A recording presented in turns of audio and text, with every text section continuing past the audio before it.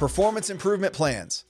That term sends a shiver down a lot of people's spine because what it means is that as a boss, you're probably ready to fire somebody, or if you hear it as an employee, you feel like you're about to get fired. And that is an unfortunate reality when it comes to leadership and management, is that when a PIP happens, it is the pink slip, before the pink slip.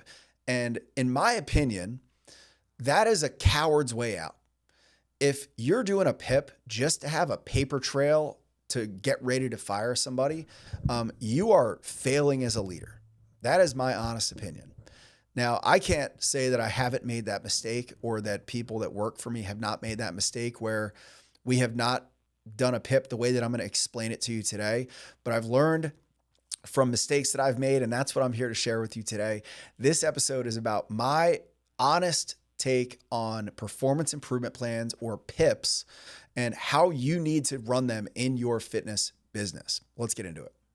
So what is a performance improvement plan, or a PIP? What is a PIP? The word PIP is the one that scares a lot of people because they think that it's just a formality before being fired and it already defeats them.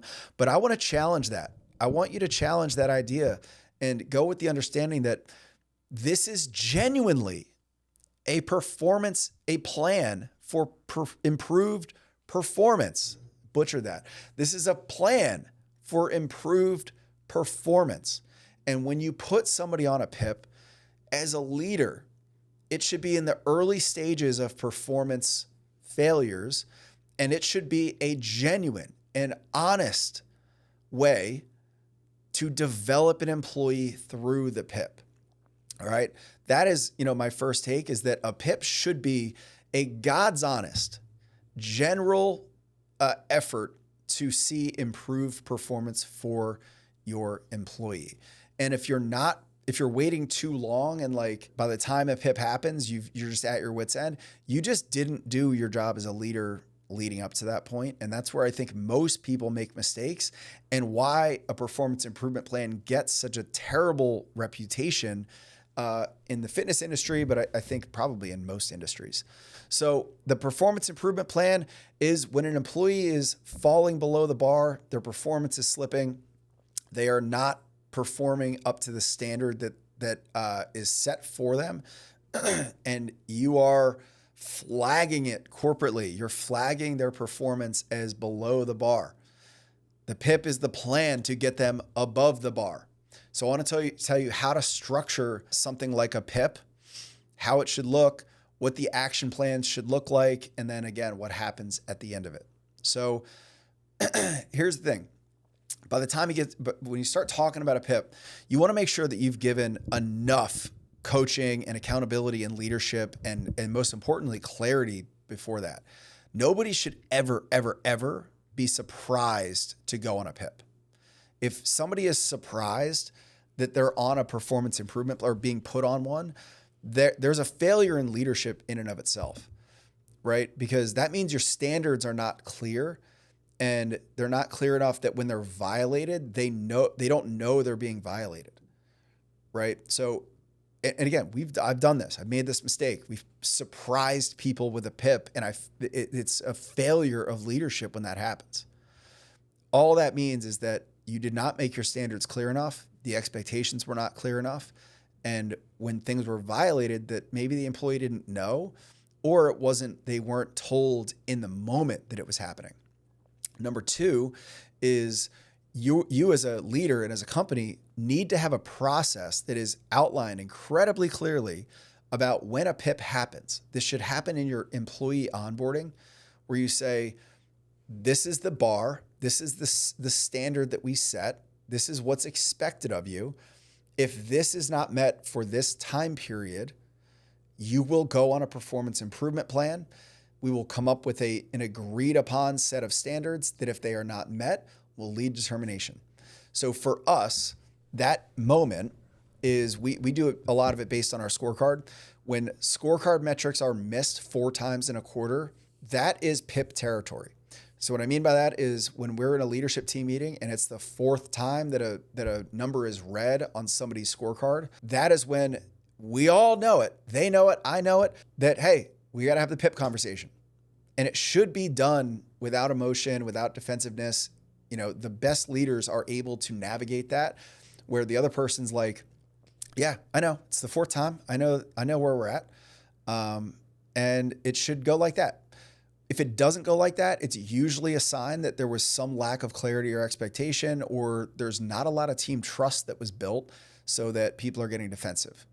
All right. So that's when you put people on a PIP, when there's a mutually agreed upon standard that's not being met, and they should know that it is coming. All right. So that's how you know when you put somebody on a performance improvement plan. Now, let's talk about what goes on a PIP. All right. So here's my take. There may be other professionals and corporate people that have different opinions on how to write a PIP, but here's the structure of the PIPs that I write. Obviously, you document name, the address or the date, the role that they're in, who's running the meeting. Then you're going to document every single measurable instance that there was a violation of a standard. And these should have already been documented. Another mistake that we've made a lot, and that a lot of people make, is not documenting crucial conversations, not documenting accountability conversations. So I'll give you an example. Like, we might have an employee that like always forgets to do client reach outs. So like every week they don't do client reach outs, and in a meeting they're like, yo man, you didn't do that thing. You didn't do that thing. You didn't do your client reach outs this week. Like, you can't do it. Next week you got to do them, and they don't do them next week. But none of it's documented, right? Nobody took a formality of like week 1 missed client reach outs. There was no documentation of a below the bar performance. When the PIP comes out and you're like 6 weeks in a row missed client reach outs, and the person was like, what the fuck? I didn't know that you were measuring that. I didn't know you were writing that down. You didn't say that to me, right? Because in the moment, these are all little conversations of like, hey man, you didn't do that thing. Come on, man. You as the manager, it's building up. For them, it's a 5-second conversation.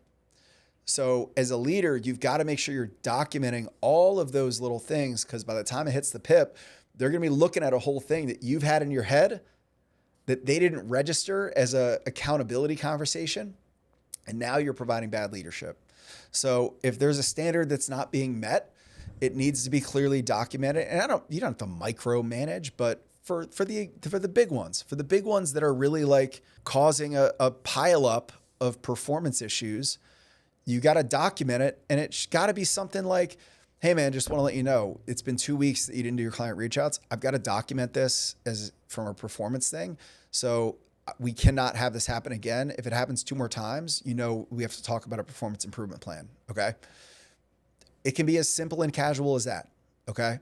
So, but you've got to document it. You've got to make sure that it's clear that it's being documented, because there's been a lot of times where we've sat down with a PIP and my guy has a list of things, or I have a list of things, or my manager has a list of things that's doing it, that the other person is like, this is the first time I'm hearing that this was an issue. And they're like, no, it's not. We talked about it 10 times. We talked about it last quarter and the quarter before. But they're like, yeah, but I didn't know it was like that. I didn't know it was that serious. I thought we were just like, it was like a punch on the shoulder. Like, come on, man, do better. That's what happens with PIPs. And that's why they get such a bad reputation. So you want to make sure leading up to the PIP, every measurable thing has been documented and they know it's being documented so that you're on the same page. All right. So assuming that you've got that done, assuming you create the PIP, you want to share the documentation of every instance that there's been behavior that's been below the bar. Hey, you were late on these dates. We spoke on this date about this thing. There's a signature on this sheet saying that you were late. All these things are documented. The next thing is the performance improvement plan. And it says, in order to improve the performance, this is as a leader, coaching programming, right? This is the program I'm using fitness terms. This is like the program that I want you to follow, that I believe if you do these things, these actions, your performance will improve. Here's the mistake that a lot of people make is put outcomes on performance improvement plans. I don't think that's fair. I don't think it's fair to put outcomes, and when I say outcomes, I mean things that are outside of immediate control of the employee as the performance improvement plan. So let's talk sales, because it's a really easy example. If your sales guy is not hitting his sales number, you can't say you need to close 10 sales every week for the next 4 weeks. That is completely outside of his control, right? He does not control, in my case, he doesn't control the leads that are coming in. He doesn't control a recession. He doesn't control our CRM system crashing for a week, right? So if you just put outcomes on the PIP, you are not setting your person up for success. What your job is, and the job of a leader, and the critical job of a leader and of a manager, I should say, is to identify and hypothesize. If you do all of these actions, I know the outcomes will be there. And you make the actions the performance improvement plan. Only the actions that are within their control. So this might look like, for a sales guy, you must do 150 calls per day. If you fall below that, that's fully within your control. Again, this is an example in my type of business, but it might be different. It might be, for a sales guy, you have to follow up with every single lead every single day without missing a day for a 30-day period. That is 100% in your control. You have to call a lead within 5 minutes of coming in between 8 a.m. and 5 p.m. That is within your control. All right. So you want a series of probably like no more than 5 actions for the overall performance that they must adhere to. And again, these are activity based, not outcome based. The outcome is the performance, the overall metrics. Typically, when metrics aren't getting hit, it's because they're not doing enough or actions very well. Now, another thing to really reflect on is if they are already doing all of the actions for the outcomes, like if they are doing all of the calls, if they are doing all of the things, then maybe it's not their fault. Maybe it's somebody else. Like, you got to reflect, you got to look at the whole picture and say, like, they are doing every single thing that is asked of them. Maybe there are other circumstances that are outside of their control, but that's usually not the case. By the time they get on a PIP, it's usually because they are not doing their activities to lead to outcomes. So again, how to structure the PIP is you want to make sure that it is activity-based, not outcome-based.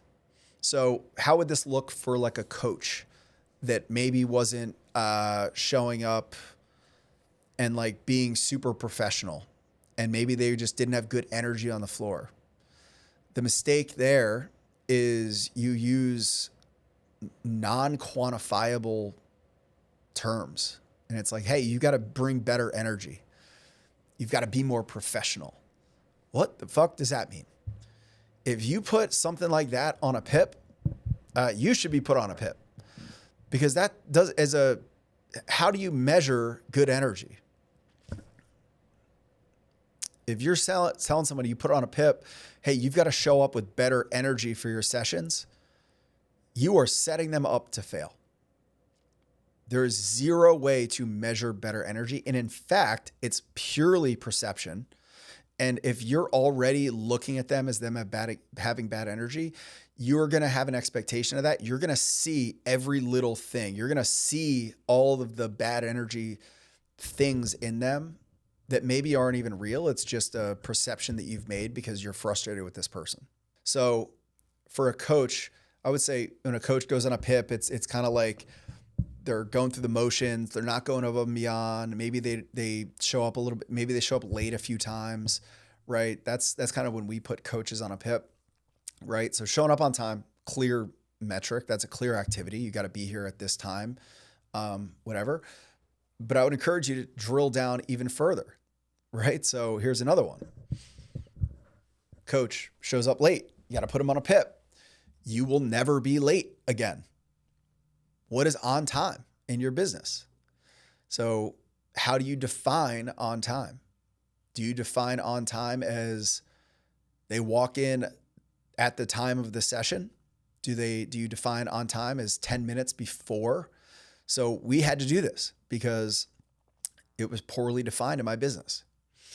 And it was poorly defined as like, well, I was on the floor for my session. What do you mean I wasn't on time? So we had to create a rule that was, it's called 15 and 5. You are inside the gym 15 minutes prior to your session, and you were standing on the floor 5 minutes before your session. So that's 15 and 5. That is how we define on time, is 15 and 5. All right. Now here's another layer. Is it 15 minutes by the clock on my wristwatch, or is it on the clock on the wall? Because I'll tell you, in my gym, there's a 4-minute difference between the clock in my coach's office and the timer that we use on the main floor. I don't remember which way it is, but there's a 4-minute difference. So if I'm sitting in the coach's office and I'm looking at that clock and they walk in and their watch says they're on time, but my thing says they're 3 minutes late, there's a difference there.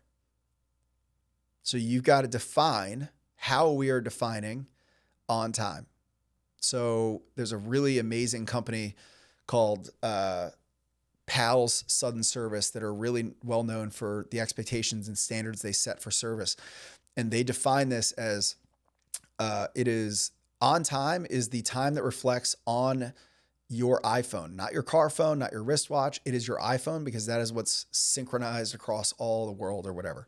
So again, if you want to run a PIP really, really well and you want to give people the best chance to win, you got to be as granular and as dialed in as possible with exactly the standard. Another one is, again, professionally, you've got to wear gym apparel. What if it's underneath a jacket? What if it's, you've got to have very, very, very specific standards for, what you're looking for that you set in the PIP, so that there is zero gray area or wiggle room, and nobody at the end of this can say like, well, I didn't know it was like that. All right. So a little bit of a tangent there, but I wanted to illustrate that point. When you design the PIP, up to 5 components that are activity-based and incredibly, incredibly concrete and granular and measurable. There is zero question whether they are done or not done. All right. So that's how you design that. Then you want to go to the coaching and the support that they will get on this. So included in this, in the PIP, should be a pulse of support. So what are the resources that you will provide as the gym owner or manager, right? And at what cadence of support? So I like a one-on-one every single week throughout this PIP as a check-in, and then a list of like whatever else. Maybe it's coaching. Maybe it's like a book to read. Maybe it's like a course to go through to learn something if it's a skill thing. But you need a pulse of accountability. So at minimum, it should be a weekly coaching conversation or check-in on the status of things and just checking in on those things. And really, the structure of a PIP should be just as much about the work that you're going to do as the leader and manager as it is the work that they're expected to do. If you want to genuinely give somebody the chance to succeed on a PIP and to graduate out of it, it has a lot to do with what you're willing to do and the resources you're willing to provide and what you're going to do for them as it is for what they are going to do to improve. All right. Now, that leads me to my next point, and that is that a PIP is, it can be, so that leads me to my last point, and that is what happens at the end of a PIP. So at the end of a PIP, in my opinion, there's 3 options. Number 1, the person exceeds expectations. They perform everything you ask them to, and they crush it. They do everything they can by a allotted deadline, and they graduate from the PIP. And you share genuine excitement. You're proud of them, and that is a sign that you gave them the benefit of the doubt. You gave them genuine coaching. You gave them genuine chance to improve. And I'll be honest, I see that a lot in my business. That's how a good performance improvement plan is done and should be facilitated.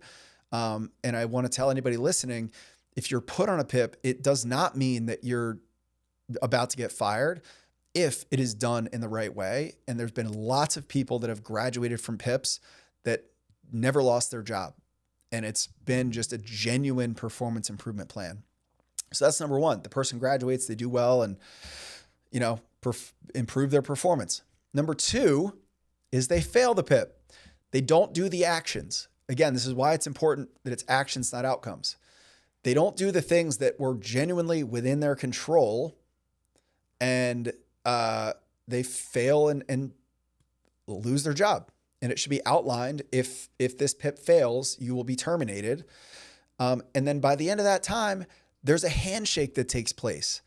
Because if you've done everything you could to provide every resource, provide all the coaching, give them every benefit of the doubt and chance to succeed, there should be, unless you're dealing with a very immature person, there should be a gracious goodbye and a handshake that says, you know what, we did our best.